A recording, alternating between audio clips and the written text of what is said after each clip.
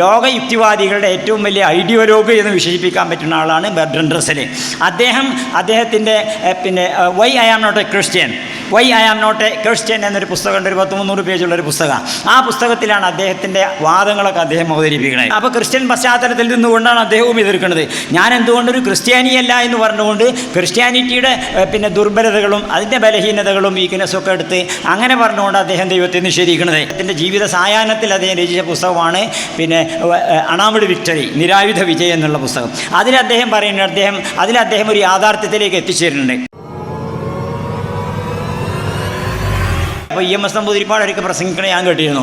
അദ്ദേഹം പറഞ്ഞ്, ഞാൻ ദൈവം ഉണ്ട് എന്ന് പറഞ്ഞതുകൊണ്ട് ഇല്ലാത്ത ദൈവം ഉണ്ടാവുകയോ ഞാൻ ദൈവം ഇല്ല എന്ന് പറഞ്ഞതുകൊണ്ട് ഉള്ള ദൈവം ഇല്ലാതാവുകയോ ചെയ്യില്ല. അതുകൊണ്ട് എനിക്കത് വിഷയമല്ല. ഇത്ര ലഘുവായിട്ട് കാണേണ്ട ഒരു വിഷയമല്ലല്ലോ ഇത്. അദ്ദേഹം വളരെ ലാഘവത്തോടു കൂടിയാണ് പറയുന്നത്. അത്ര ലഘുവായിട്ട് കാണേണ്ട ഒരു വിഷയമല്ലല്ലോ. പക്ഷെ അങ്ങനെ ലാഘവത്തോടു കൂടി എടുക്കണം. അതുകൊണ്ട് തൗഹീദിൽ അടിസ്ഥാനമാണ് ഭാരതത്തിൻ്റെ പാരമ്പര്യം. പിന്നെ ഇനി വ്യതിചനങ്ങൾ വന്നിട്ടുണ്ടായിരിക്കാം, പക്ഷേ അടിസ്ഥാനപരമായി ഭാരതീയ പാരമ്പര്യം ഏകത്വത്തിൽ അധിഷ്ഠിതമാണ്. ഏകം സദ്വിപ്ര ബഹുധാ വദന്തി എന്നല്ലേ ഉപനിഷത്തിലൊക്കെ പറയുന്നത്. സത്യം ഏകമാണ്, അതിനെ വിവരസ്ഥന്മാർ പല നിലക്ക് പറയണമെന്നല്ലേ. അപ്പോൾ ഭാരതീയ പാരമ്പര്യം ഏകത്വത്തിൽ അധിഷ്ഠിതമായിട്ടുള്ളതാണ്. മനുഷ്യൻ പ്രപഞ്ചത്തെ അനുഭവിക്കുന്നതിന് പുറമെ ആ പ്രപഞ്ചത്തെ അറിയുകയും വ്യാഖ്യാനിക്കുകയും ചെയ്യുന്നുണ്ട്. അതുകൊണ്ട് മനുഷ്യന് എക്സ്പ്ലനേഷൻ കിട്ടണം.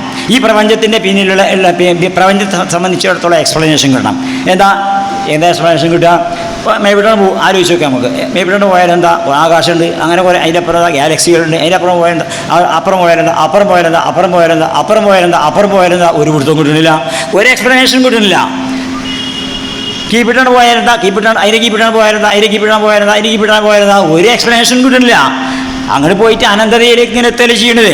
ഇനി അപ്പുറത്തേക്ക് ഇനി കാലത്തെ പറ്റി നോക്കുകയാണെങ്കിലോ, പ്രപഞ്ചം ഉണ്ടായതാണെങ്കിൽ അങ്ങനെ, ഇല്ലെങ്കിൽ പ്രപഞ്ചം അനാദിയാണെങ്കിൽ അങ്ങനെ, സാദിയാണെങ്കിൽ അങ്ങനെ. അതിൻ്റെ മുമ്പ് എന്താ? ഇനി പ്രപഞ്ചത്തിൻ്റെ അവസാനം ഇനി ഇവിടുന്നാണ് പോയാൽ എന്താ സംഭവിക്കുക? പിന്നെന്താ സംഭവിക്കുക? അപ്പോൾ കാലികമായിട്ടും സ്ഥൈലികമായിട്ടും രണ്ട് നിലക്ക് പരിശോധിച്ച് നോക്കിയിട്ടുണ്ടെങ്കിലും പ്രപഞ്ചത്തെ പറ്റി എക്സ്പ്ലനേഷൻ കിട്ടില്ല. ആ സമയത്ത് നമ്മൾ ഖുർആനിൽ കൊണ്ട് വന്നാലോ എന്താണ് അതിൻ്റെ മുമ്പെന്താണ് എന്ന് ചോദിക്കുന്ന സമയത്തിന് ശേഷം എന്താണെന്ന് ചോദിച്ചാൽ വ്യക്തമായ എക്സ്പ്ലനേഷൻ കിട്ടണേ. ഹുവൽ അവ്വലു വൽ ആഖിറു വല്ലാഹിറു വൽ ബാത്തിനു. അതിൻ്റെ അപ്പുറത്ത് എന്താണെന്ന് ചോദിക്കുമ്പോൾ എക്സ്പ്ലനേഷൻ ഇല്ലാതെ ഇങ്ങനെ മുട്ടി നിൽക്കുന്ന സമയത്ത് ഹുവൽ അവ്വലു വൽ ആഖിറു വല്ലാഹിറു വൽ ബാത്തിനു, വളരെ കൃത്യമായ എക്സ്പ്ലനേഷൻ.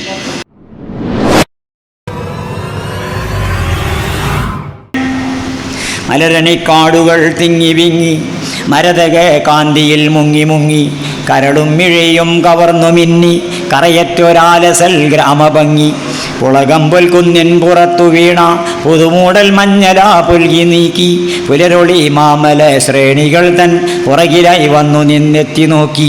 എവിടെ തിരിഞ്ഞങ്ങ് നോക്കിയാലെന്തവിടെല്ലാം പൂത്ത മരങ്ങൾ മാത്രം. ഒരു കൊച്ചു കാറ്റങ്ങൻ വന്നു പോയാൽ തുരുതുര പൂമഴയായി. പിന്നെ കേരളത്തെ പറ്റി ശംഖുമുഴ പാടിയതാണേ. ഇത്ര സുന്ദരമായ കേരളത്തായിട്ട് ചിലപ്പോൾ കാശ്മീരിൽ പോകണത് ഇവിടെ തന്നെ ഉണ്ട്. പക്ഷെ നമ്മളെന്താ അള്ളാഹു റസൂലുള്ളാഹി സ്വല്ലല്ലാഹി അലൈഹി വസല്ലം പറഞ്ഞിട്ടില്ലേ, അദ്ദുനിയാ ഹുൽവത്തുൻ ഖദിറ വല്ലാഹു മുസ്തഖലിഫുകും ഫീഹാ വനാദിറുൻ കൈഫ തഅമലൂൻ. ഇഹലോകം ഹരിത മധുരമാണ്. അങ്ങനെയുള്ള ഒരു ഇഹലോകത്തിലാണ് അള്ളാഹു തആല നിങ്ങളെ വസിപ്പിച്ചിരിക്കുന്നത്. അവൻ്റെ പ്രതിനിധികളായി ഖലീഫമാരായി നിങ്ങളെ നിശ്ചയിച്ചിരിക്കുന്നത്. വനാദിറുൻ കൈഫ തഅമലൂൻ, നിങ്ങൾ എന്ത് ചെയ്യുന്നു എന്ന് അവൻ നിരീക്ഷിക്കുകയാണ്. അപ്പോൾ ദുനിയാവിനെ പറ്റി റസൂലുള്ളാഹി സ്വല്ലല്ലാഹി അലൈഹി വസല്ലം പറഞ്ഞത് ദുനിയാവ് ഹുൽവത്തും ഖദിറത്തുമാണെന്നാ, ഗ്രീനാണ്, സ്വീറ്റാണ്. ഇത്ര സുന്ദരമായ പ്രകൃതി. ഞങ്ങൾ സൂര്യൻ അസ്തമിക്കാത്ത ലോകത്തിൻ്റെ അധീപന്മാരാണെങ്കിൽ ഞങ്ങളുടെ അർഹത കൊണ്ടാണ് എന്ന് ബയോളജിക്കലായിട്ട് സമർത്ഥിക്കാൻ ഡാർവിനിസത്തെ കൂട്ടുപിടിക്കേണ്ടിയിരുന്നു.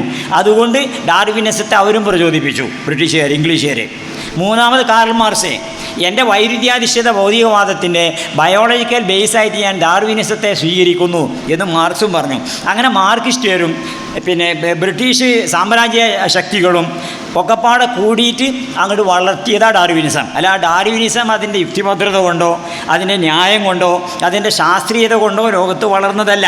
എന്നിട്ട് അങ്ങനത്തെ ഒരു കൺസെപ്റ്റാണ് യഥാർത്ഥത്തിൽ യുക്തിവാദികളൊക്കെ മതത്തെ എതിർക്കാൻ വേണ്ടിയിട്ട് നിഷേധിക്കാനും മനുഷ്യൻ്റെ ഉത്ഭവത്തിന് ന്യായീകരണമായിട്ടൊക്കെ ഉത്ഭവത്തെ വ്യാഖ്യാനിക്കാനൊക്കെ ഉപയോഗപ്പെടുത്തിക്കൊണ്ടിരിക്കുന്നത്.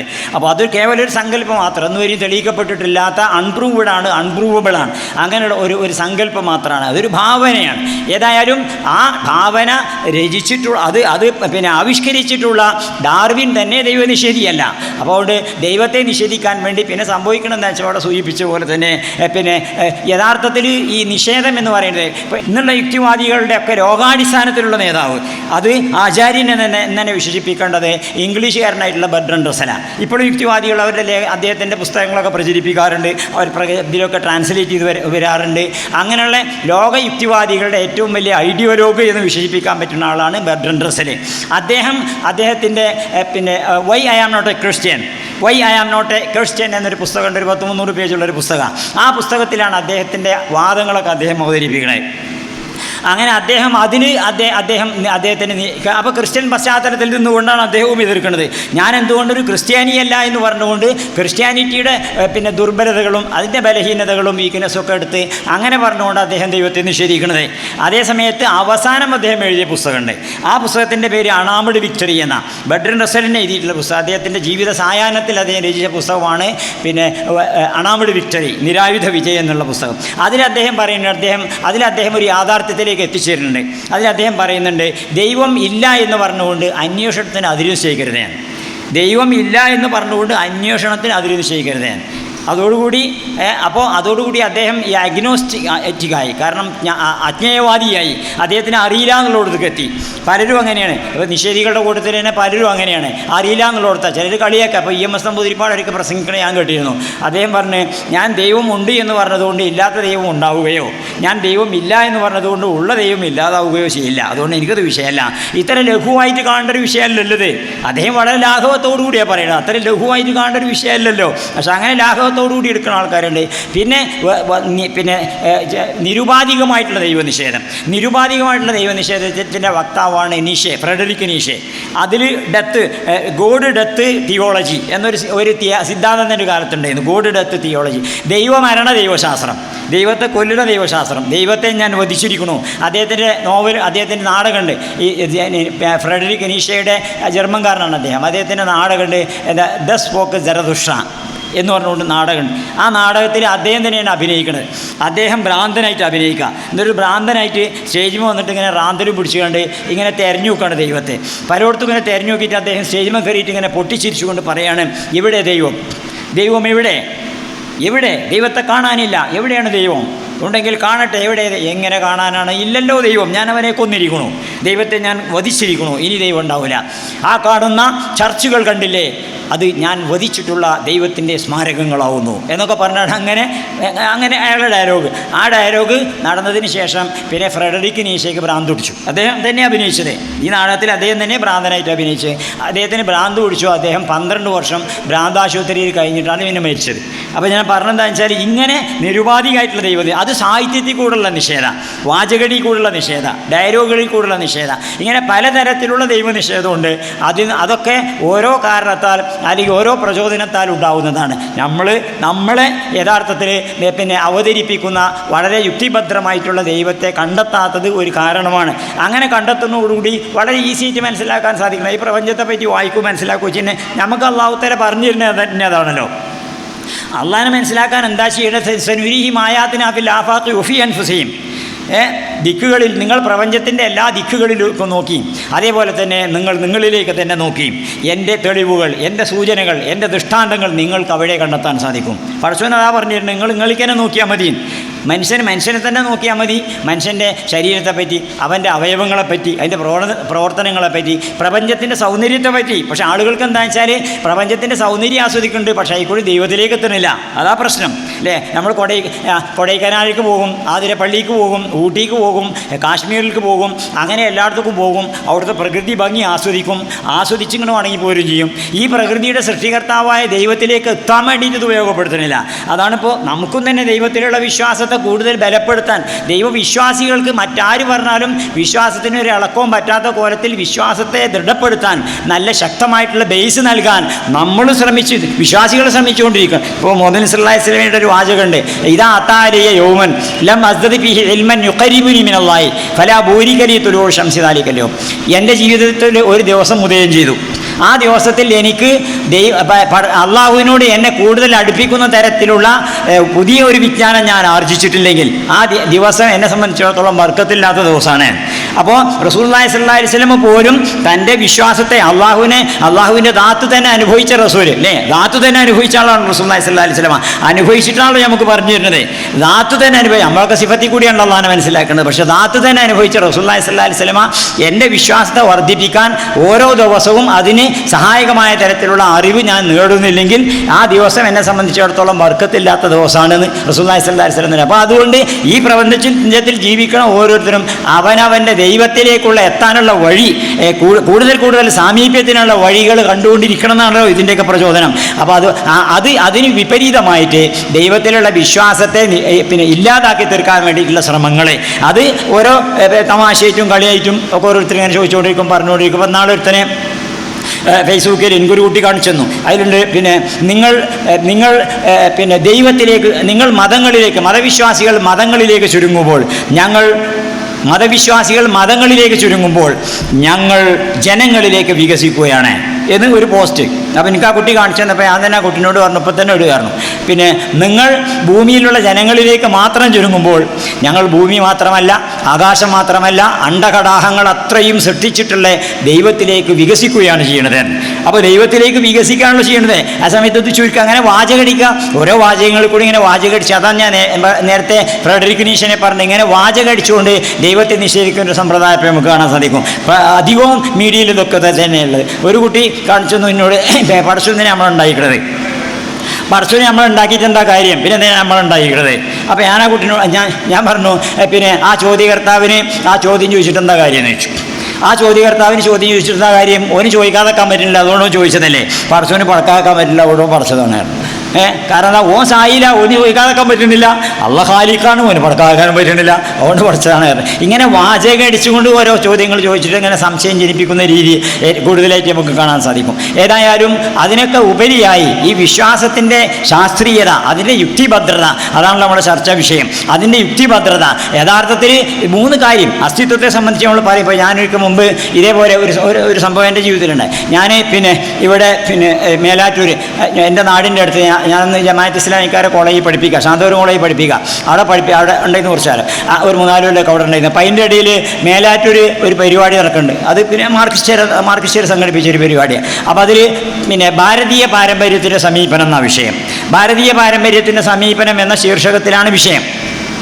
അങ്ങനെ കോളേജിൽ വന്നു, മേലാറ്റൂർ നിന്ന് കുറച്ച് ജമാഅത്ത് ഇസ്ലാമിക്കാരൊക്കെ വന്നുകൊണ്ട് പ്രിൻസിപ്പാളോട് പറഞ്ഞു, നമ്മുടെ നാട്ടിൽ സ്കൂളിലൊരു പരിപാടി ഉണ്ട്, ഭാരതീയ പാരമ്പര്യത്തിൻ്റെ സമീപനം.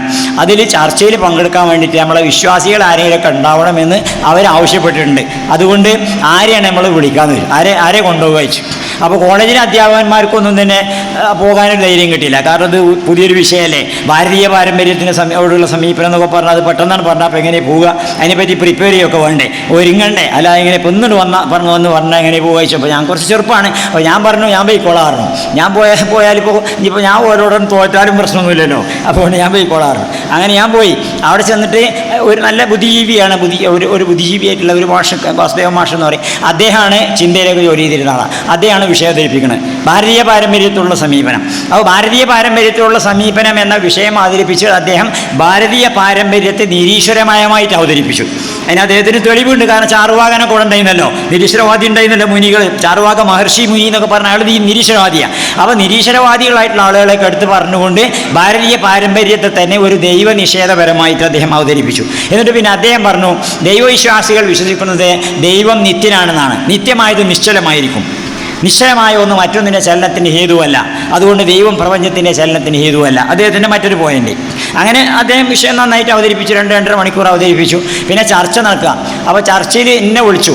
അപ്പോൾ എനിക്ക് 15 മിനിറ്റ് ഉള്ളൂ. ഞാൻ അധ്യക്ഷനോട് പറഞ്ഞു, പിന്നെ എനിക്ക് ഈ ഭാരതീയ പാരമ്പര്യത്തിലുള്ള സമീപനം എന്നുള്ള വലിയൊരു വിഷയത്തെപ്പറ്റി വിഷയം അവതരിപ്പിച്ച ആൾ 2-2.5 മണിക്കൂർ എടുത്ത സ്ഥിതിക്ക് എനിക്കൊരു 1/4 മണിക്കൂർ മാത്രം തന്നിട്ട് എങ്ങനെ നിങ്ങളൊരു അരമണിക്കൂറെങ്കിലും ചോദിച്ചു. അല്ല, അത് നേരത്തെ ഷെഡ്യൂൾ ചെയ്താലേ തരാൻ പറ്റില്ല, സമയത്തിൻ്റെ തരുള്ളൂ പറഞ്ഞു. എന്നാൽ പിന്നെ ഞാൻ വിഷയം അവതരിപ്പിച്ച വിഷയത്തെ പറ്റിയല്ല, ഇവിടെ വിഷയം അവതരിപ്പിച്ച ആൾ പറഞ്ഞ പിന്നെ വിഡ്ഢിത്തങ്ങൾ, അയാളുടെ അബദ്ധങ്ങൾ സൂചിപ്പിക്കാൻ വേണ്ടിയിട്ട് എൻ്റെ 15 മിനിറ്റ് ഞാൻ ഉപയോഗിക്കുന്നത്.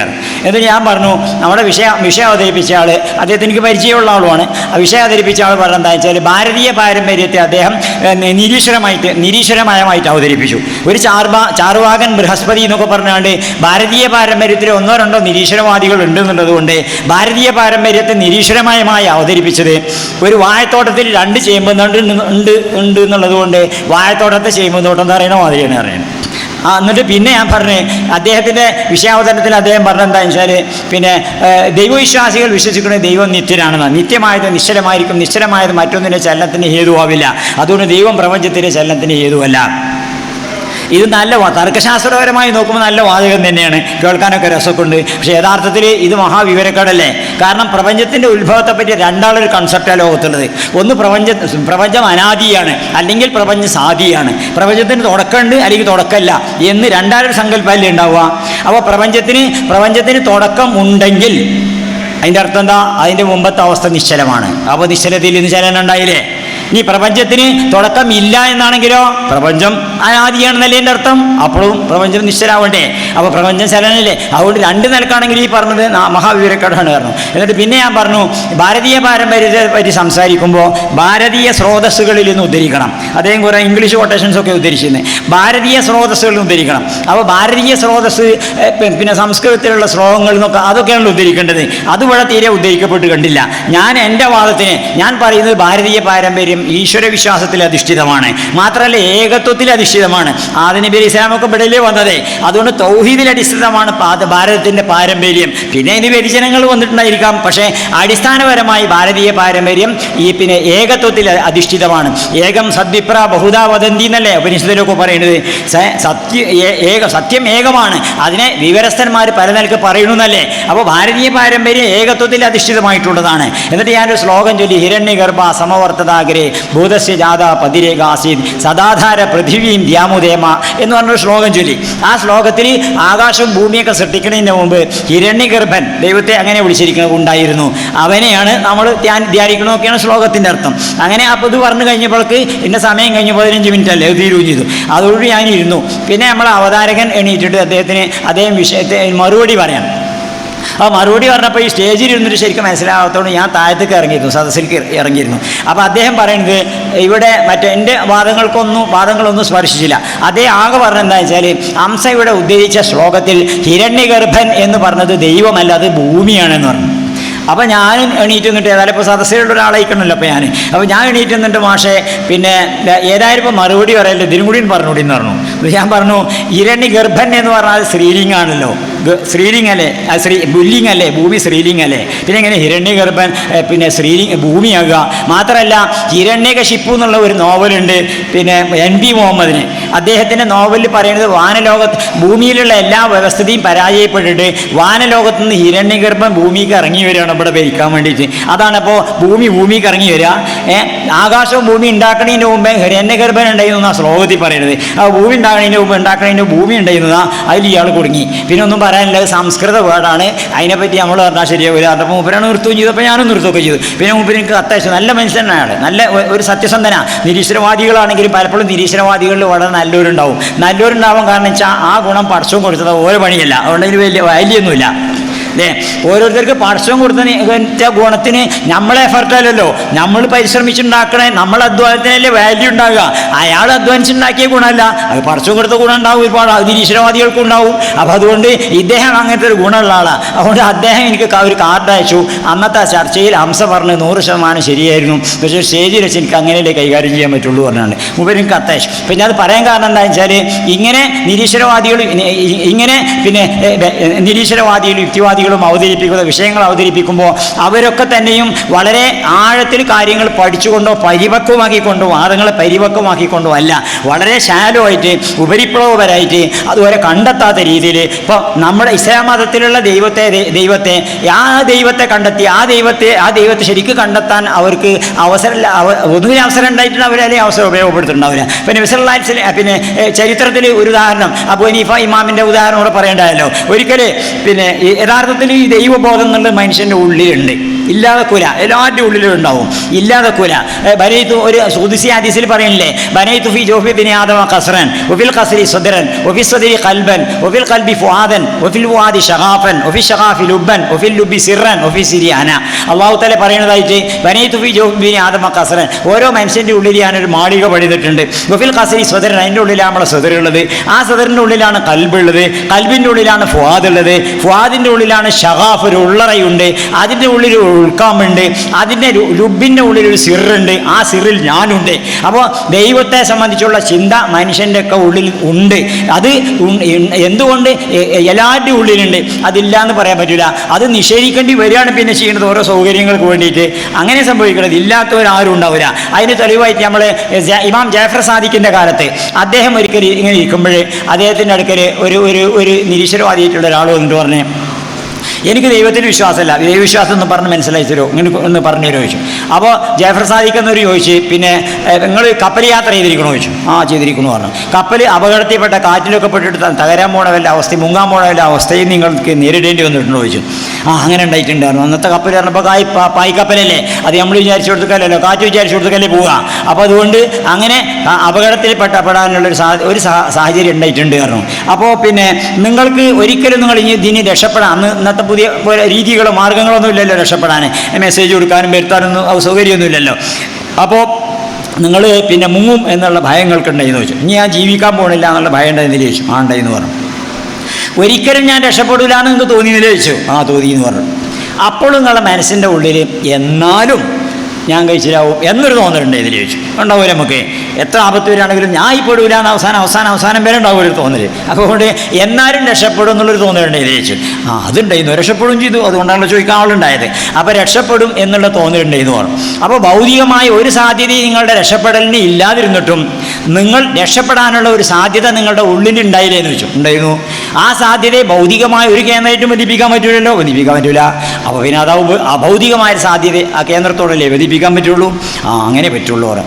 അതാണ് ദൈവം എന്ന് പറഞ്ഞു. അപ്പോൾ കണ്ടോ, ആ സന്ദർഭത്തിൽ അദ്ദേഹത്തിൻ്റെ ഉള്ളിൽ വിശ്വാസത്തിൻ്റെ അംശം ഉള്ളത് കൊണ്ടാണല്ലോ അദ്ദേഹത്തെ വിശ്വാസിയാക്കി മാറ്റിയെടുക്കാൻ പറ്റി, അദ്ദേഹത്തിന് വിശ്വാസിയാക്കി മാറ്റിയെടുക്കാൻ പറ്റി. ഇപ്പം എന്താ വെച്ചാൽ അതേപോലെ എല്ലാവരുടെയും മനസ്സിൻ്റെ ഉള്ളിൽ നമ്മൾ ഒറ്റക്ക് സംസാരിച്ച് ഇങ്ങനെ പറഞ്ഞിട്ടുണ്ടെങ്കിൽ ശരിക്കും ദൈവത്തിലുള്ള വിശ്വാസം ഇല്ലാതെ കൂര അതുണ്ടാവും. അത് സന്ദർഭം വരുന്ന സമയത്ത് ഇങ്ങോട്ട് ഉയർന്നു വരും. അത് അവനാ ചിന്തിച്ചു നോക്കുന്ന ആൾക്കാർക്കോ ചിന്തിക്കുന്ന ആൾക്കാർക്കൊക്കെ അത് വേണ്ടി വരും. ഇല്ലെങ്കിൽ നിങ്ങൾ ആലോചിച്ച് നോക്കുകയാണെങ്കിൽ ഈ പ്രപഞ്ചത്തിനൊരു ദൈവമല്ലെങ്കിൽ എന്താ ചെയ്യുക?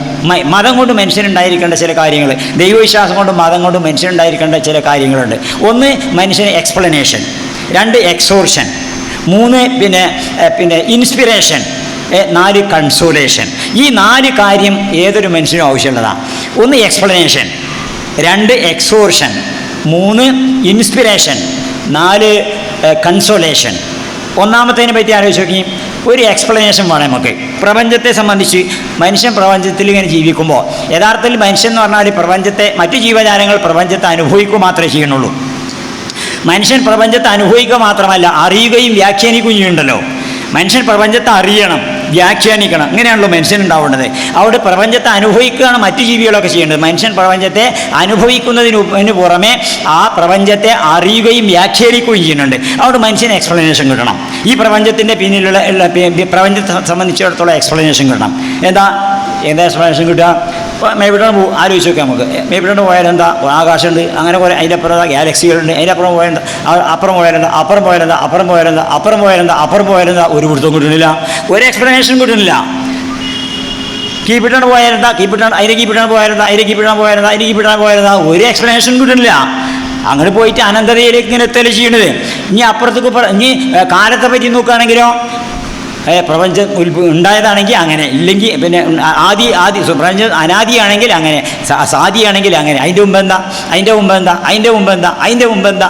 ഇനി പ്രപഞ്ചത്തിൻ്റെ അവസാനം ഇനി ഇവിടുന്നാണ് പോയാൽ എന്താ സംഭവിക്കുക, പിന്നെന്താ സംഭവിക്കുക, പിന്നെന്താ സംഭവിക്കുക, പിന്നെന്താ? അപ്പോൾ കാലികമായിട്ടും സ്ഥലികമായിട്ടും രണ്ട് നിലക്ക് പരിശോധിച്ച് നോക്കിയിട്ടുണ്ടെങ്കിലും പ്രപഞ്ചത്തെ പറ്റി എക്സ്പ്ലനേഷൻ കിട്ടില്ല. അപ്പോൾ പ്രപഞ്ചത്തിൻ്റെ എക്സ്പ്ലനേഷൻ കിട്ടണം. ഈ എക്സ്പ്ലനേഷൻ കിട്ടാൻ വഴിയില്ല. ആ സമയത്ത് നമ്മൾ ഖുർആനിൽ കൊണ്ട് വന്നാലോ എന്താണ് അതിൻ്റെ മുമ്പെന്താണ്, അതിൻ്റെ മുമ്പെന്താണ് എന്ന് ചോദിക്കുന്ന സമയത്തിന് ശേഷം എന്താണെന്ന് ചോദിച്ചാൽ വ്യക്തമായ എക്സ്പ്ലനേഷൻ കിട്ടണേ. ഹുവൽ അവ്വലു വൽ ആഖിറു വല്ലാഹിറു വൽ ബാത്തിനു. അതിൻ്റെ അപ്പുറത്ത് എന്താണെന്ന് ചോദിക്കുമ്പോൾ എക്സ്പ്ലനേഷൻ ഇല്ലാതെ ഇങ്ങനെ മുട്ടി നിൽക്കുന്ന സമയത്ത് ഹുവൽ അവ്വലു വൽ ആഖിറു വല്ലാഹിറു വൽ ബാത്തിനു, വളരെ കൃത്യമായ എക്സ്പ്ലനേഷൻ.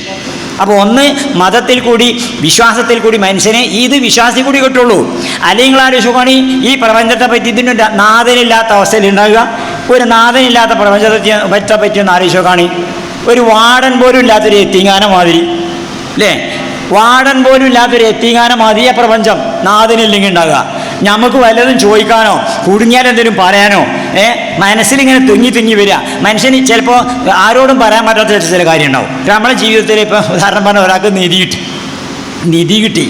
നിധി കിട്ടിയാൽ ഇത് ആരോടും പറയാൻ അല്ലേ, പറഞ്ഞപകടമല്ലേ, പുറത്തു വിട്ടാൽ പറയണോ പറയേണ്ടത് അതിന് ജായിസും ആരാലും അല്ലേ ഞാൻ പറയേണ്ടത്. പക്ഷെ നിധി കിട്ടിയ സമയത്ത് നമുക്ക് ഭയങ്കര സന്തോഷം.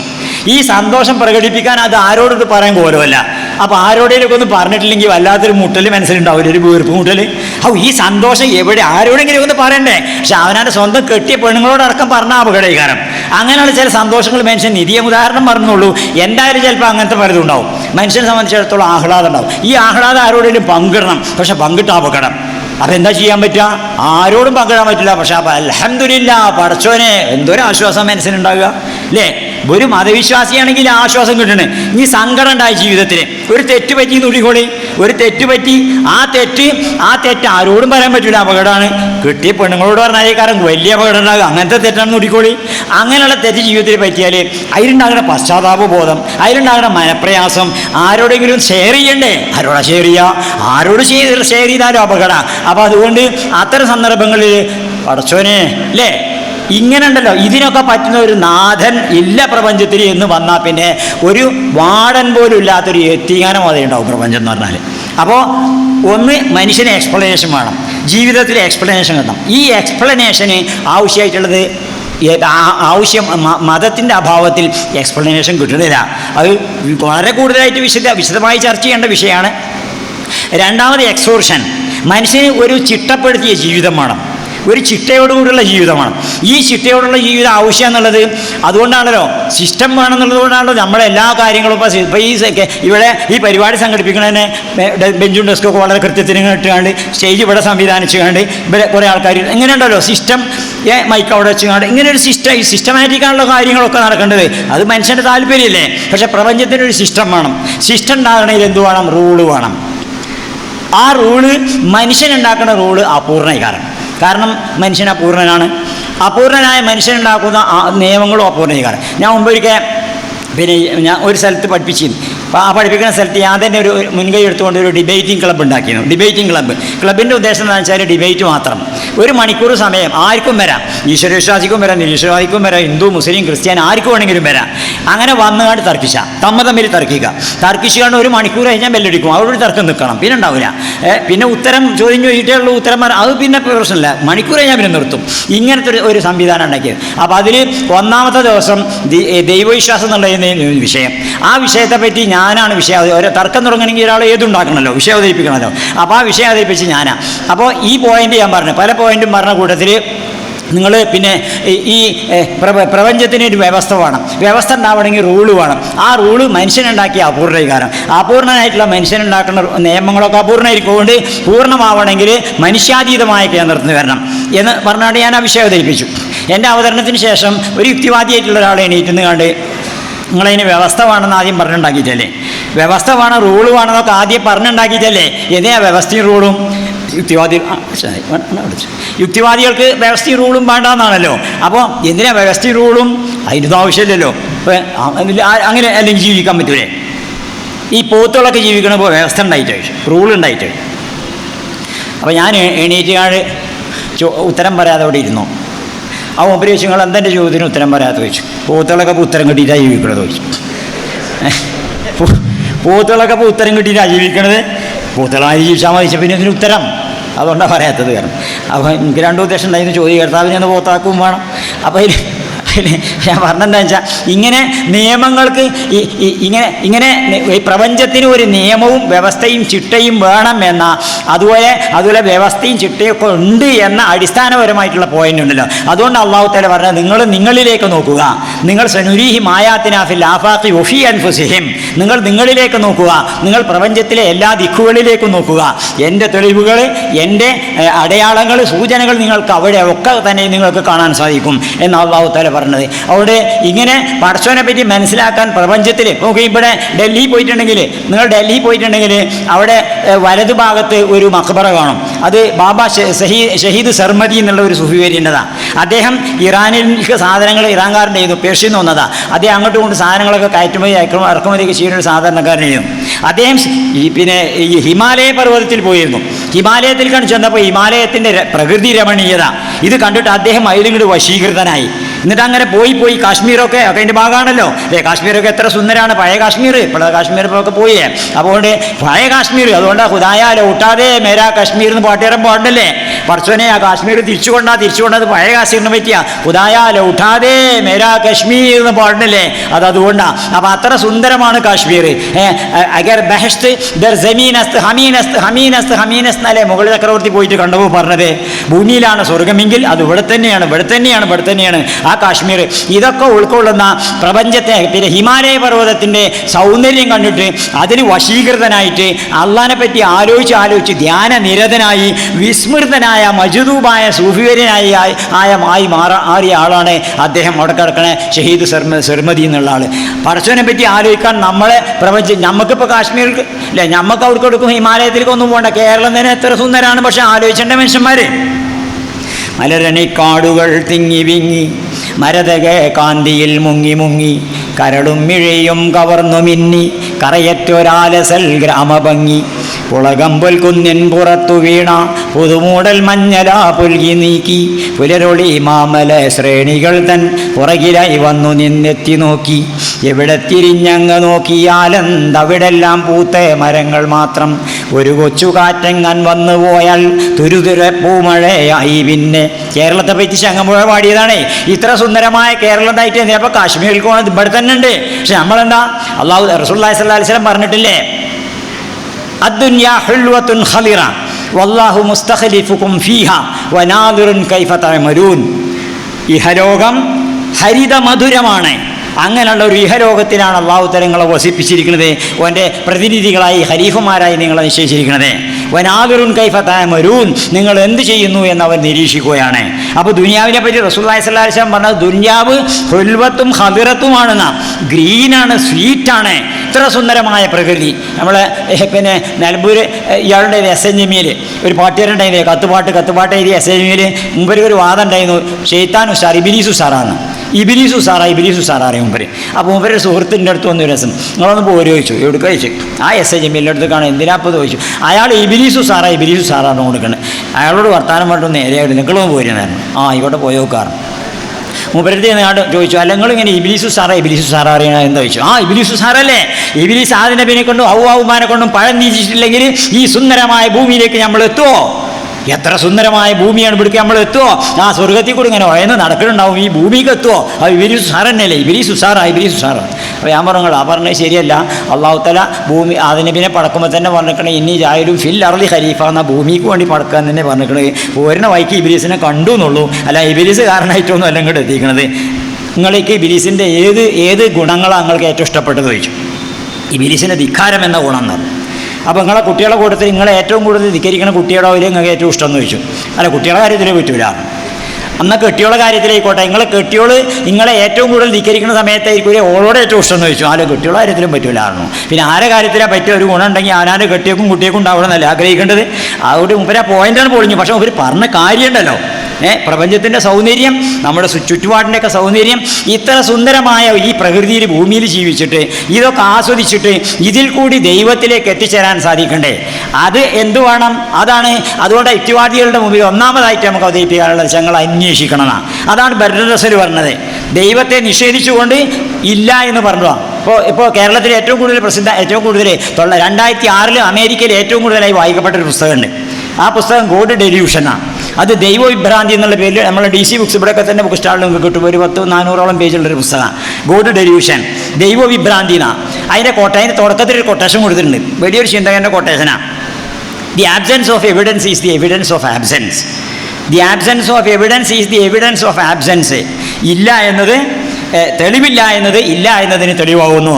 വലിയ കോളായിട്ട് അമേരിക്കയിൽ 2006 ഏറ്റവും കൂടുതൽ വായിക്കപ്പെട്ട പുസ്തകം എന്നൊക്കെ വിശേഷിപ്പിച്ചുകൊണ്ട് കൊടുത്ത ആ പുസ്തകത്തിലെ ഒന്നാമത്തെ കൊട്ടേഷനാണ് ഈ പറയുന്നത്. ഇതിനേക്കാണ് വലിയ വിഡിത്തം വേറെ ഉണ്ടോ? ആലോചിച്ച് നിങ്ങൾ. The absence of evidence is the evidence of absence. തെളിവില്ല എന്നത് ഇല്ല എന്നതിന് തെളിവാകുന്നു.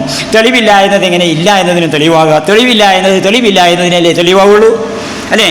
തെളിവില്ല എന്നത് തെളിവില്ല എന്നതിനെ തെളിവാകുള്ളൂ. തെളിവില്ല എന്നെങ്ങനെ ഇല്ല എന്നതിന് തെളിവാകുക?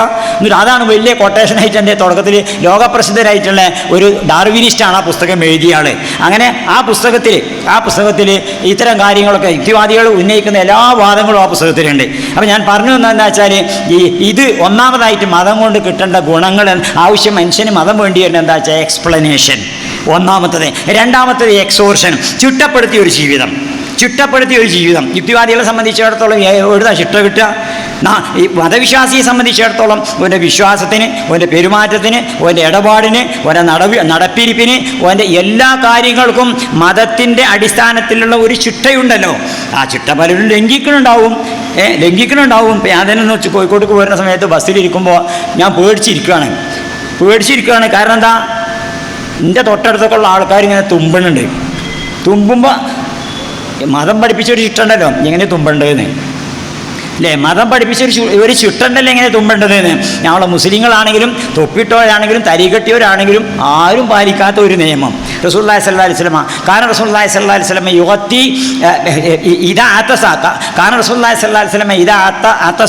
യുഗത്തി വജ്ഹഹു ബിസൗബിൻ വകാന യഗ്ദു ബിഹാ സൗതു. റസൂലുള്ളാഹി സ്വല്ലല്ലാഹി അലൈഹി വസല്ലം തുമ്പുമ്പോൾ ഒരു വസ്ത്രം കൊണ്ട് മുഖം മൂടിയിരുന്നു. മാത്രമല്ല ശബ്ദം പരമാവധി താഴ്ത്താൻ വേണ്ടി റസൂലുള്ളാഹി സ്വല്ലല്ലാഹി അലൈഹി വസല്ലം ശ്രമിച്ചിരുന്നു. ഇങ്ങനെ ഇപ്പോൾ നമ്മുടെ സമുദായത്തിൽപ്പെട്ട ആൾക്കാരൊക്കെ തുമ്പൽ, ഞാൻ ഒരു ഉദാഹരണം പറഞ്ഞതോളൂ. ഇങ്ങനെ യഥാർത്ഥത്തിൽ ഇതുകൊണ്ടുണ്ടാകുന്ന പ്രത്യാഘാതം എന്താ? പരിസരങ്ങളിലൊക്കെ വൈറസ് പകർന്ന് ആൾക്കാർക്കൊക്കെ ആ വൈറസ് പകർന്ന് അയാളുടെ രോഗം വേറുള്ളവർക്ക് പകർന്ന് വൃത്തികേടാക്കി. അപ്പോൾ അന്തരീക്ഷം വൃത്തികേടാക്കിക്കൊണ്ടിരിക്കുന്ന ഈ സാഹചര്യത്തിൽ പല നിലക്കും വൃത്തികേടാക്കുന്നുണ്ട്. ഇസ്ലാം മതം പഠിപ്പിക്കുന്ന ചിട്ട ഉണ്ടല്ലോ, ആ ചിട്ട നമ്മുടെ ജീവിതത്തിലുണ്ടോ എന്ന് നമ്മൾ അതിൻ്റെ ഇടയ്ക്ക് പരിശോധിക്കാൻ വേണ്ടി പറഞ്ഞു എന്നേ ഉള്ളൂ. ഏതായാലും എല്ലാ കാര്യങ്ങളിലും ചിട്ടയോടുകൂടിയുള്ള ഒരു ലൈഫ് അതാണല്ലോ, അതിനു വേണ്ടിയിട്ട് മതം ആവശ്യമാണ്. മതം അല്ലെങ്കിൽ അത് ഉണ്ടാവും. എങ്ങനെ ഉണ്ടാവും? ഇപ്പം നമ്മളെ കുട്ടികളൊക്കെ റോട്ടിൽ കൂടി ബൈക്കുമ്പോൾ പോണ സമയത്ത് മൂന്നാളെയും വെച്ചുകൊണ്ട് പോകും. പോണ സമയത്ത് പോലീസുണ്ടോ ചോദിച്ചു. എന്നാ പോലീസുണ്ടോ ചോദിക്കണത്? ഓന് നിയമത്തോടൊരു ഒരു പ്രതിബദ്ധതയൊന്നുമില്ല, നിയമത്തോടൊരു കമ്മിറ്റ്മെൻ്റ് ഒന്നുമില്ല, രാജ്യത്തിൻ്റെ നിയമത്തോടും ഗവൺമെൻറ്റിൻ്റെ നിയമത്തോടും ഒരു കമ്മിറ്റ്മെൻറ്റും ഇല്ല. ഓനെ പോലീസ് കണ്ട് പിടിച്ചു എന്നുള്ള ബേജാറ് പോലുള്ളൂ. അപ്പോൾ നിയമം പവിത്രമല്ല. നിയമം അംഗീകരിക്കേണ്ടതും അനുസരിക്കപ്പെടേണ്ടതുമായിട്ട് മനസ്സിലാക്കണില്ല. അത് പോലീസ് പിടിച്ചാക്കാൻ വേണ്ടിയിട്ടാണെന്ന് ഇത് ചെയ്യുന്നത്. ഹെൽമെറ്റ് ഇല്ലാതെ പോയിട്ടുണ്ടെങ്കിൽ ഇതന്നെ. അപ്പോൾ അതാ ഹെൽമെറ്റ് നിയമം പുതിയതായിട്ട് വന്നു. ഞാൻ എൻ്റെ കൂടെ എൻ്റെ മഹത്വം പറയല്ല, ഞാൻ പഠിപ്പിക്കാൻ പോകുന്ന കോളേജിലേക്ക് പോയാൽ സ്ഥിരമായിട്ട് പോയിരുന്നത് ഒരു മാഷ കൂടെയായിരുന്നു. നമ്മളെ നാട്ടിൽ തന്നെ ഒരു മാഷുണ്ട്, മൂപ്പര് ബൈക്കേറ്റാണ് പോകല്, ഞാൻ മൂപ്പര് പിന്നിലിരിക്കും. പക്ഷേ ഹെൽമെറ്റ് നിയമം വന്ന ഡിസംബർ 1-ാം തീയതി മുതൽക്ക് ഞാൻ ഹെൽമെറ്റ് ഇല്ലാത്തത് കൊണ്ട് ഞാൻ ഇല്ല എന്ന് പറഞ്ഞു, ഞാൻ പോകണില്ല. ഇന്നലെ ഞാനൊരു ഹെൽമെറ്റ് പോയി വാങ്ങി പെരുന്തൽമണ്ണെന്ന്. ഇനി ഞാൻ മൂപ്പരപ്പം പോകും. കാരണം എന്താ? നമ്മളെ രാജ്യത്തിൻ്റെ നിയമം, സമൂഹത്തിൻ്റെ നിയമം ഉണ്ടല്ലോ, ഈ നിയമം പാലിക്കണം. ഞാൻ ഇന്ത്യ രാജ്യത്തെ ഏറ്റവും കൂടുതൽ ഇത്തരം കാര്യങ്ങൾ ഇന്ത്യ രാജ്യത്ത് ഏറ്റവും കൂടുതൽ അനുകരണീയനായ മുസ്ലിമായിട്ട്, ഒന്നാമത്തെ മോഡൽ മുസ്ലിമായിട്ട് കാണുന്നത് മുഹമ്മദ് ഇസ്മായിൽ സാഹിബിനെയാണ്. അദ്ദേഹം റെയിൽവേ പ്ലാറ്റ്ഫോമിലേക്ക് ഒരു പ്രാവശ്യം പോലും അദ്ദേഹം ടിക്കറ്റ് എടുക്കാതെ പോയിട്ടില്ല. പ്ലാറ്റ്ഫോമിലേക്ക് പോകാനുള്ള ആൾക്കാരൊക്കെ, പക്ഷേ പ്ലാറ്റ്ഫോമിലേക്ക് പോലും ടിക്കറ്റ് എടുക്കാതെ പോയിട്ടില്ല. നിയമം പാലിക്കണം ജീവിതം. അങ്ങനെ അതേപോലെ തന്നെ അദ്ദേഹം ഒരിക്കൽ ബാഫയെ തങ്ങളെ പാർലമെൻറ്റ് കാണിക്കാൻ കൊണ്ടുപോയി. MP ചെയ്യുന്നല്ലോ ബാഫയ്തങ്ങളെ കാണിച്ചു കൊടുക്കാൻ വേണ്ടി കൊണ്ടുപോകുക. അങ്ങനെ പാർലമെൻറ്റിൽ ചെന്നിട്ട് മൂപ്പര് പിന്നെ ബാഫയ്തങ്ങൾ ഇങ്ങനെ ആ പോക്കാണ് പോവുകയാണ്. മൂപ്പര് ഒന്നും ശ്രദ്ധിക്കാതെ അങ്ങനെ പോവുകയാണ്. പിന്നെ ഗേറ്റ് പാർലമെൻറ്റിൻ്റെ ഗേറ്റിൽ കൂടി മൂപ്പരപ്പോൾ ആരും തടിയില്ലല്ലോ കണ്ട. മൂപ്പരെ ഫിഗർ അങ്ങനെയാണല്ലോ, മൂപ്പരെ ശേരും കോലം താടി ഇതൊക്കെ കണ്ട ആരും തടിയില്ലല്ലോ, മൂപ്പരാരും തടഞ്ഞതുമില്ല. അതേസമയത്ത് ഇസ്മായിൽ സാഹിബിനെ കാണില്ല. ഇസ്മായിൽ സാഹിബ് അപ്പുറത്ത് പോയി കാണും പാസ് എടുക്കാൻ വേണ്ടിയിട്ട്. തങ്ങളെന്ന് വിളിച്ചു നോക്കണ തങ്ങൾ കേൾക്കാതെ പോകുക തന്നെയാണ്. അപ്പോൾ ഞാൻ പറഞ്ഞത് വെച്ചാൽ ഇസ്മായിൽ സാഹിബിന് വ്യക്തമായൊരു ഉദാഹരണം ഇടയ്ക്ക് പറഞ്ഞു മാത്രം. അപ്പോൾ മനുഷ്യൻ്റെ ജീവിതത്തിൽ പാലിക്കപ്പെടേണ്ട നിയമങ്ങൾ, ആ നിയമം പാലിച്ചാലുണ്ടാവുന്ന ഗുണം, പാലിച്ചിട്ടില്ലെങ്കിൽ ഉണ്ടാവുന്ന ദോഷം, അത് മനസ്സിലാക്കിക്കൊണ്ട് നിയമം അനുസരിക്കാൻ എങ്ങനെ സാധിക്കുള്ളൂ?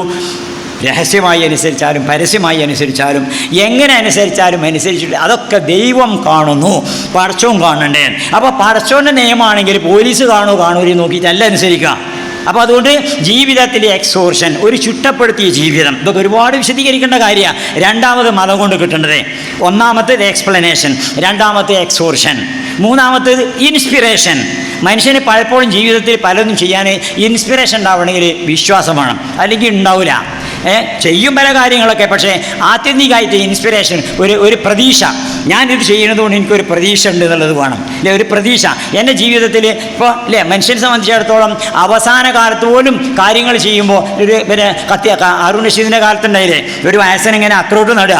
അപ്പോൾ ഖലീഫ അടുത്ത് കൂടി ചെന്നു, അല്ല വയസ്സോ, നിങ്ങൾക്ക് ഇത് നട്ടിട്ട് ഇതിൻ്റെ ഫലം തിന്നാൻ കഴിയുമോ, എന്തിനാ അതിങ്ങനെ ഇടങ്ങറായി പണിയെടുക്കുന്നത് ചോദിച്ചു ഖലീഫ. അപ്പോൾ വയസ്സൻ പറഞ്ഞെന്താ വെച്ചാൽ, ഒരു മൻ ഖബലന, നമ്മുടെ മുൻഗാമികൾ നട്ടത് കൊണ്ടല്ലേ നമുക്ക് തിന്നാൻ സാധിക്കുന്നത്, ഇനി നമ്മൾ നട്ടാലല്ലേ നമ്മുടെ ശേഷം വരുന്നവർക്ക് തിന്നാൻ പറ്റുള്ളൂ. ഖലീഫയോട് തിരിച്ചു വെച്ചു പറഞ്ഞു. അപ്പോൾ എന്താ വെച്ചാൽ നമ്മുടെ പിന്നീട് വരുന്ന ആളുകൾക്കേ നേട്ടം ഉണ്ടാവുള്ളൂ എന്ന് കണ്ടാൽ പോലും, അതുകൊണ്ട് റസൂലുള്ളാഹി സ്വല്ലല്ലാഹു അലൈഹി വസല്ലം പറഞ്ഞ് ലോകം അവസാനിക്കുക എന്നുള്ള വിവരം കിട്ടിയാലും കയ്യിലൊരു ചെടി ഉണ്ടെങ്കിൽ കൊണ്ടുപോയിട്ട് നടണമെന്നാണ്. എന്താ പ്രചോദനം? ഇൻസ്പിറേഷൻ എവിടുന്നാ കിട്ടുക? അപ്പോൾ നമ്മൾ പല കാര്യങ്ങളും ചെയ്യുമ്പോൾ നമുക്ക് ഇൻസ്പിറേഷൻ ഉണ്ടാവണമെങ്കിൽ മതവിശ്വാസം ഉണ്ടായിരിക്കണം. നാലാമത്തത് നമുക്ക് കൺസോളേഷൻ, ആശ്വാസം കിട്ടണം. പലപ്പോഴും ആശ്വാസം കിട്ടണം. ആശ്വാസം എവിടുന്ന കിട്ടുക? ഈ ഭൂമിയിലുള്ള ഒരു സാധ്യതയും ഇല്ലാതെ ഇരിക്കുമ്പോൾ ആശ്വാസം എവിടുന്ന കിട്ടുക? എത്ര ബുദ്ധിമുട്ടിയാലും കഷ്ടപ്പെട്ടാലും ഇനി മറ്റൊരു ലോകം എനിക്ക് വരാനിരിക്കുന്നുണ്ട്, ആ ലോകത്തിൽ എനിക്ക് ആശ്വാസം ഉണ്ടാവും. ഇവിടെ കുറേ ബുദ്ധിമുട്ടും കഷ്ടപ്പാടൊക്കെ സഹിച്ചു, സംഗതി ശരി തന്നെയാണ്, പക്ഷേ ഒരു കൺസോളേഷൻ, ഒരു ആശ്വാസം, ഈ ആശ്വാസം തരാനേ മതവിശ്വാസത്തിനേ സാധിക്കുള്ളൂ. അപ്പോൾ അതുകൊണ്ടാണ് ഇങ്ങനെയുള്ള 3-4 കാര്യങ്ങൾ മനുഷ്യന്, ഈ മനുഷ്യൻ്റെ ജീവിതത്തിൽ മനുഷ്യന് അനിവാര്യമായിട്ടുള്ള ഈ കാര്യങ്ങളൊക്കെ നടക്കണമെങ്കിൽ വിശ്വാസം ഉണ്ടെങ്കിലേ പറ്റുള്ളൂ. ഈ വിശ്വാസം അല്ലാത്തവരെ സംബന്ധിച്ചിടത്തോളം ഇതിനൊന്നൊരു ഗതി ഉണ്ടാവില്ല. അപ്പോൾ അതുകൊണ്ടാണ് മതത്തിൻ്റെ ആവശ്യകതയും മതവിശ്വാസത്തിൻ്റെ ആവശ്യകതയും മനുഷ്യനെ സംബന്ധിച്ചിടത്തോളം ഉള്ളതാണ്. അങ്ങനത്തെ ഒരു സൊസൈറ്റി, അപ്പോൾ ഏത് സൊസൈറ്റിയിലാണെങ്കിലും കാര്യങ്ങൾ മര്യാദക്ക് നടക്കണമെങ്കിൽ, ഇല്ലെങ്കിൽ ഇങ്ങനെയൊക്കെ തന്നെ നോക്കിങ്ങൾ. ഇപ്പം നമ്മുടെ രാജ്യത്ത് എന്തൊക്കെ തോന്നിയ മാതിരി ചെയ്യല്ലേ, ആർക്കും എന്തൊക്കെ കുറ്റകൃത്യങ്ങളാണ് അവിടെ വർദ്ധിക്കണത്. എന്താ അതിനൊക്കെ പരിഹാരം? ആർക്കാ പരിഹാരം നൽകാൻ പറ്റുക? കുറ്റം ചെയ്യാനുള്ള അതാണ് മതവും മതേതരത്വവും തമ്മിലുള്ള വ്യത്യാസത. ഒന്ന്, മതം കുറ്റം ചെയ്യാനുള്ള സാഹചര്യങ്ങൾ ഇല്ലാതാക്കും. അതിന് സാംസ്കാരികമായിട്ട് പടച്ചോനെ പേടിയുണ്ടാക്കിയിട്ട് കുറ്റം അതുപോലെ പരലോകത്തെ പറ്റിയുള്ള പ്രതീക്ഷ ഉണ്ടാക്കിയിട്ട്, അങ്ങനെ പ്രതീക്ഷയൊക്കെ ഉണ്ടാക്കിയിട്ട് കുറ്റം ചെയ്യുന്നതിൽ നിന്ന് മനുഷ്യനെ മുക്തനാക്കാൻ വേണ്ടിയിട്ട് ശ്രമിച്ചിട്ട് പിന്നെയും കുറ്റം ചെയ്താൽ ശിക്ഷിക്കും. അപ്പോൾ കുറ്റം ചെയ്യാനുള്ള സാഹചര്യമൊക്കെ ഇല്ലാതാക്കിയിട്ട് പിന്നെയും കുറ്റം ചെയ്താൽ ശിക്ഷിക്കും. ഭൗതിക സാഹചര്യം, ഭൗതിക അവസ്ഥകൾ നോക്കുകയാണെങ്കിൽ സെക്കുലർ അവസ്ഥകൾ നോക്കി കുറ്റം ചെയ്യാനുള്ള എല്ലാ സൗകര്യവും ചെയ്തു കൊടുക്കും.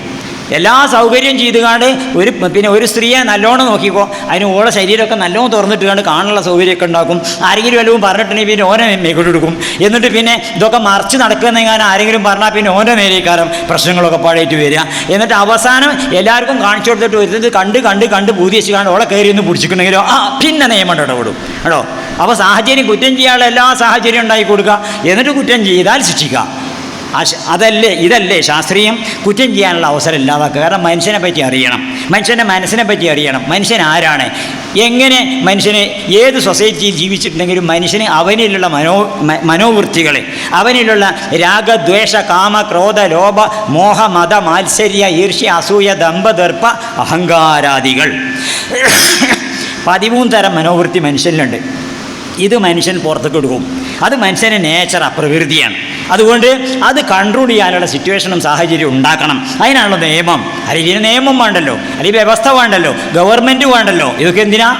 അപ്പോൾ അതുകൊണ്ട് ഈ മനുഷ്യൻ്റെ ജീവിതത്തിൽ ആകെ മൊത്തം ഈ ചിട്ടയോടുകൂടിയുള്ള ജീവിതം ഉണ്ടാക്കിയെടുക്കണമെങ്കിൽ അതിന് മതം ഉണ്ടെങ്കിലേ പറ്റുള്ളൂ. അപ്പോൾ ഇവിടെ ഇത്തരത്തിലുള്ളതിനൊക്കെ നിഷേധിച്ചുകൊണ്ട് സ്വൈരമായിട്ട്, അതാണ് probably there is no God, enjoy your life, പാർശ്വനൊന്നും ഉണ്ടാവില്ലല്ലോ, ജീവിതം ആസ്വദിക്കുക എന്നും പറഞ്ഞുകൊണ്ട് ഫ്ലക്സും വെച്ചുകൊണ്ട് ഇംഗ്ലണ്ടിൽ ചെറുപ്പക്കാരിങ്ങനെ ബസ്സേറ്റ് അങ്ങനെ പോവുക ഓരോ സ്ഥലത്ത് കൂടി. ഇതാ ലക്ഷ്യം. അതുകൊണ്ട് ദൈവവിശ്വാസത്തിൻ്റെ അഭാവത്തിൽ ജീവിതം അനിയന്ത്രിതമായി എൻജോയ് ചെയ്യാൻ സാധിക്കുകയുള്ളൂ. കാരണം ഇന്നത്തെ കാലം അങ്ങനെയാണല്ലോ പഠിപ്പിക്കുന്നത്, ഏൺ മോർ എൻജോയ് മോർ, നല്ലോണം സമ്പാദിക്കുകയും നല്ലോണം ആസ്വദിക്കുകയും. അപ്പോൾ ജീവിതം എന്ന് പറഞ്ഞാൽ ആസ്വദിക്കാനുള്ളതാണ് എന്നുള്ള തെറ്റായ ചിന്തയിൽ നിന്നാണ് ഇതൊക്കെ തുടങ്ങുന്നത്. അതാണ് എപ്പിക്യൂറിയൻസ് എന്ന് ഞാൻ പറഞ്ഞത്. നമ്മളെ സംബന്ധിച്ചിടത്തോളം ജീവിതം ആസ്വദിക്കാനുള്ളതല്ലല്ലോ, ജീവിതം അനുഭവിക്കണം, നമ്മൾ അനുഭവിക്കണം. പക്ഷെ ഇതിങ്ങനെ ആസ്വദിച്ചുകൊണ്ട് നടക്കാനുള്ളത്. ലഖദ് ഖലഖനൽ ഇൻസാന ഫീ കബദ്, life is full of struggle. നമുക്ക് ഖുർആൻ പഠിപ്പിച്ചിരുന്നതാ, സ്ട്രഗിളിൻ്റെ കൂടെ life is full of struggle എന്നാണ്. ക്രിസ്ത്യാനിറ്റിയിൽ ലൈഫ് ഈസ് ഫുൾ ഓഫ് ട്രബിളാണ്. ജീവിതം ആകെ കൂടെ ശപിക്കപ്പെട്ട ഒരു അവസ്ഥയിൽ അവർ പഠിപ്പിക്കുക, ഫുൾ ഓഫ് ട്രബിളാണ്. പക്ഷേ ഇസ്ലാം പഠിപ്പിക്കുന്നത് ലഖദ് ഖലഖനൽ ഇൻസാന ഫീ കബദ്, ലൈഫ് ഈസ് ഫുൾ ഓഫ് സ്ട്രഗിളാണ്.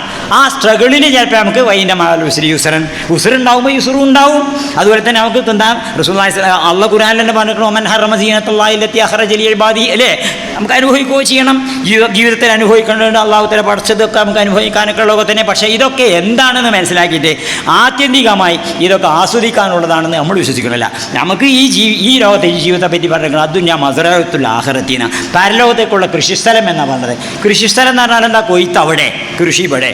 കൊയ്ത്ത് അവിടെയാണ്, ഇവിടെ മസറാത്താണ്. ഹസാദ് അപ്പുറത്താ, കൊയ്ജൽ അവിടെയാണ്. അങ്ങനെ നമുക്ക് അങ്ങനെയുള്ളൊരു ജീവിത സങ്കല്പം, അതോടൊപ്പം തന്നെ ഒരു ജീവിത വീക്ഷണം, ഒരു വേൾഡ് വ്യൂ, അത് ഇല്ലാത്തതിന് അതാണ് ഏറ്റവും അടിസ്ഥാനപരമായിട്ട് ഈ പ്രപഞ്ച വീക്ഷണം. ഈ പ്രപഞ്ച വീക്ഷണമാണ് മനുഷ്യരാശിക്ക് നമ്മൾ നൽകേണ്ടത്. അങ്ങനെ പ്രപഞ്ചത്തെപ്പറ്റി ശരിയായ കൃത്യമായ വീക്ഷണം നൽകുകയാണ് മതം ചെയ്യണത്. ആ പോയിന്റിൽ നിന്നുകൊണ്ട് വേണം ഈ വിഷയത്തെ നമ്മൾ സമീപിക്കാൻ. സമയം കുറേ അതിക്രമിച്ചു എന്ന് തോന്നുന്നുണ്ട്. തങ്ങളവരുകൾ വന്ന് ഇരിക്കുകയാണ്, അതുകൊണ്ട് ഞാൻ ദീർഘിപ്പിക്കുന്നില്ല.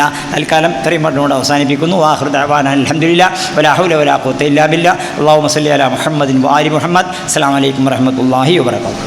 വൈവിധ്യങ്ങൾ നിറഞ്ഞ ഇത്തരം മതപ്രസംഗങ്ങൾ യൂട്യൂബിലൂടെ നിങ്ങൾക്ക് ലഭിക്കാൻ മ്യൂസിലാൻഡ് ഓഡിയോസിന്റെ ഇസ്ലാമിക് ചാനലായ മ്യൂസിലാൻഡ് ഇസ്ലാമിക് ചാനൽ സബ്സ്ക്രൈബ് ചെയ്യുക. സബ്സ്ക്രൈബ് ബട്ടണോടൊപ്പമുള്ള ബെല്ലൈക്കൺ കൂടി അമർത്തിയാൽ നിങ്ങളുടെ മൊബൈൽ ഫോണിലും ഞങ്ങളുടെ പുതിയ റിലീസുകൾ നോട്ടിഫിക്കേഷനായി ലഭിക്കുന്നതാണ്.